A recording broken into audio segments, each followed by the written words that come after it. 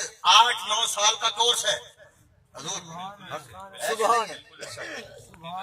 8-9 سال کا درس نظامی کا کورس ہے کہ وہ دین اسلام کی ظاہری تعلیمات جو ظاہری احکامات پر مبنی ہے، شریعت کا فتویٰ ظاہر پر لگتا ہے، باطن پہ نہیں لگتا. کسی کی باطنی کیفیت کیا ہے کوئی اس پر کمنٹ نہیں کر سکتا، کوئی اس پر فتویٰ نہیں لگا سکتا کہ اس کے من میں ایمان ہے یا کفر ہے. کسی کے بارے میں کسی کو علم نہیں ہے. شریعت کا حکم ہمیشہ ظاہر پر لگتا ہے حضور. شریعت کا حکم ظاہر پر لگتا ہے.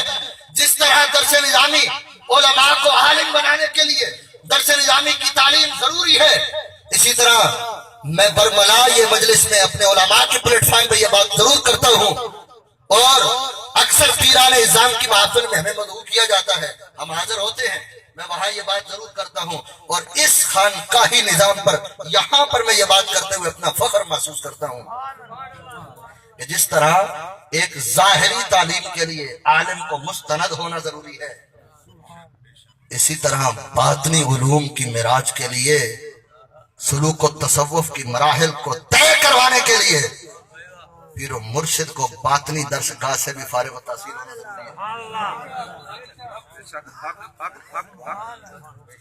باطن کی درسگاہ سے علوم حاصل کرنا ضروری ہے. اور یہ بات مجھے کہتے ہوئے کوئی آر محسوس نہیں، ہار پکڑی والا بھی پیر نہیں ہوتا،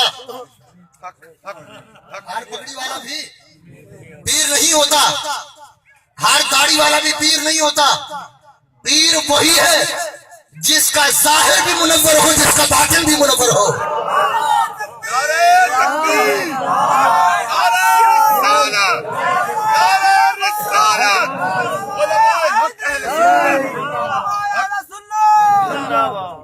ظاہر اور باطن جس کا منور ہے، جس کے باطن کا حال یہ ہو کہ وہ نور مصطفیٰ سے منور ہو، وہ نور غوث اعظم سے منور ہو، اسے خیرات معینی بھی پہنچتی ہو، اسے خیرات فریدی بھی ملتی ہو، اسے خیرات اکرمی بھی ملتی ہو، اسے خیرات نظامی بھی ملتی ہو، اس کے اندر صدیق اکبر کی صداقت کا نور ہو، اس کے اندر فاروق اعظم کی عدالت کا نور ہو، اس کے اندر عثمان غنی کی حیا موجود ہو، حیدر کرار کی جرأت موجود ہو. پیر وہی پیر کامل ہوتا ہے،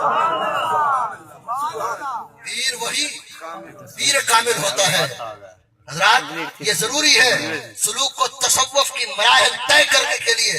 آپ پڑھ کے دیکھیں خواجہ معین الدین چشتی اجمیری کی حیات کو، آپ پڑھ کے دیکھیں بابا فرید الدین گنج شکر رحمت اللہ تعالی علیہ کو، آپ پڑھ کے دیکھیں ان اکابرین الاسلاف کو جنہوں نے زندگیاں کھپا دی، محنت کی، اسٹرگل کیا، دن رات ایک کر کے مجاہدے کر کے قرآن پاک پڑھے. رب کائنات نے فرمایا والذین جاہدوا فینا لنہدینہم سبلنا. کوئی آئے تو صحیح ہمارے در پر مجاہدہ کر کے تو دیکھے، اس کے لیے دروازے کھول دیتے ہیں.